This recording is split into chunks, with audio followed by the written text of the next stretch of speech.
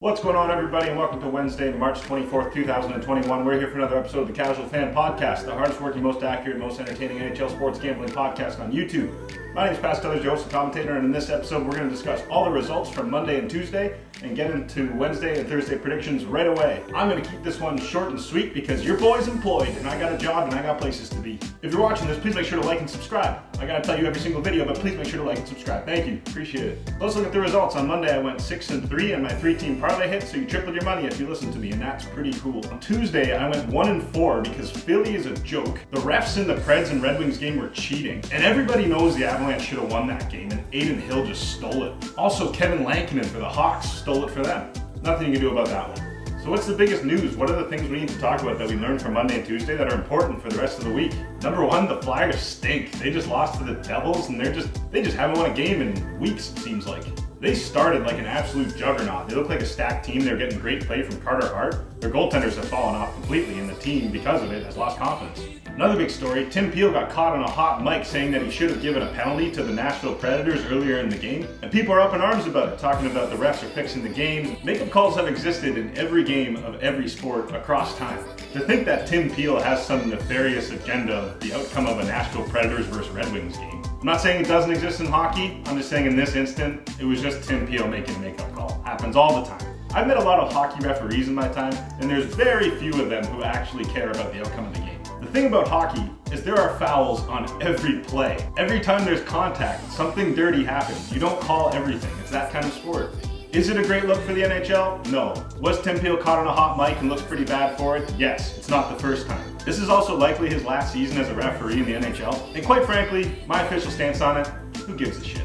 Alright, so with all that information, let's get to our predictions for Wednesday and Thursday night. The very first game is the Calgary Flames as minus 179 favorites against the Ottawa Senators, plus 160 underdogs. The Flames are 1-4 in their last 5 games in Ottawa. They're 2-5 in the last 7 meetings. The home team is 7-2 in the last 9. And the underdog is 5-2 in the last 7. Ottawa knows how to beat Calgary. They're not going to do it every single time, and they just won the last game, so I would think the Flames would win this game. It's a total stay away for me. Next game, Anaheim, plus 195 underdogs against the Minnesota Wild, minus 227 favorites. Ducks are 0-4 in the last 4 meetings, but the road team is 9-2 in the last 11. The favorite is 4-0 in the last 4 meetings, but the Ducks are 5-1 in the last 6 meetings in Minnesota. The under is also 6-0 in Minnesota and 28-2 in the last 30 meetings between these teams.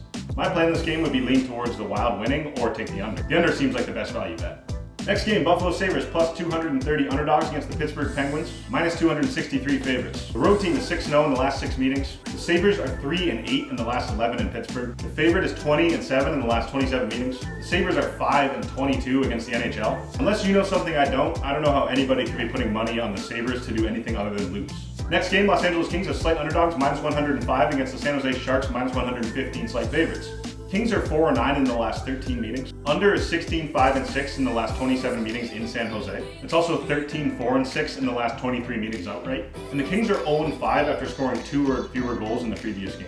This one's a stay away, maybe the under. Last game on Wednesday night, the Winnipeg Jets minus 130 favorites against the Vancouver Canucks, plus 115 underdogs. Canucks have an atrocious record against the Jets. Jets are 11-3 as favorites. The road team is 5-1 in the last 6 meetings. The Jets are 19-7 in the last 26 meetings. They're 7-0 in the last 7 in Vancouver. And Horvat might be hurt. He blocked a shot in the last game. I don't know how he's going to be. Now on Thursday, I'm going to keep this short and sweet because there's a lot of really tough matchups. You've got the Vegas Golden Knights against the Colorado Avalanche, which is basically a game for first place in the West. You have the Islanders and the Bruins, which is an extremely close contest and should be a good game. You have the struggling Flyers against the less than impressive Rangers, and that could go either way. So the picks that I'm going to give you are the guaranteed plays. These are the ones that I'm actually going to go with. It's only 3 games on Thursday night. The Buffalo Sabres are plus 215 underdog against the Pittsburgh Penguins at minus 275. I just don't see how Buffalo steals one from the Penguins, especially without Eichel. They're toast.